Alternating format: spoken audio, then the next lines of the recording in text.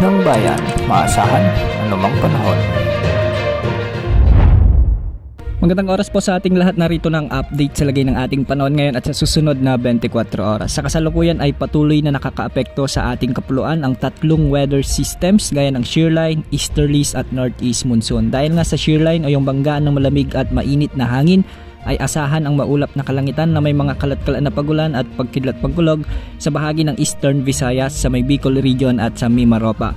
Pinag-iingat natin ang ating mga kababayan sa mga nabanggit na lugar sa posibilidad ng mga biglaang pagbaha at pagguho ng lupa, lalo na kung may mga katamtaman at minsan ay malalakas hanggang sa matitinding pag-ulan.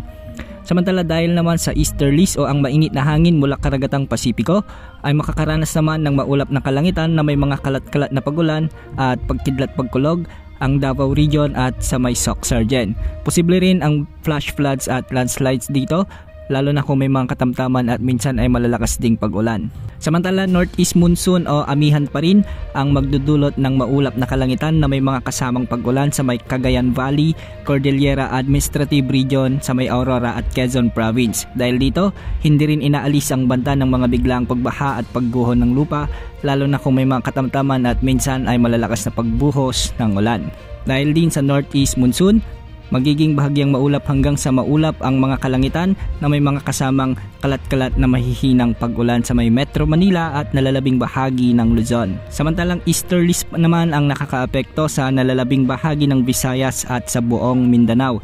Kaya magiging bahagyang maulap hanggang sa maulap ang papawirin na may mga isolated rain showers and thunderstorms. Hindi rin inaalis ang banta ng mga biglang pagbaha at pagguho ng lupa, lalo na kung may mga mairal na severe thunderstorms. Para naman sa lagay ng ating mga karagatan, posible ang hanggang 2.8 to 5 meters na mga pag-alon sa northern Luzon at ang eastern sections ng central at southern Luzon. Samantalang sa nalalabing bahagi ng Luzon at sa Visayas ay posible ang hanggang 3.5 meters na mga pag-alon.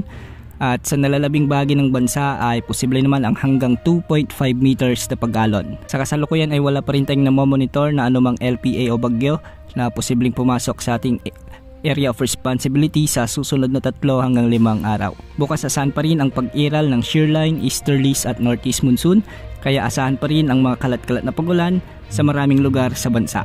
Yan ang update sa lagay ng panahon. Ito pang weather update ng bayan, maasahan anumang panahon.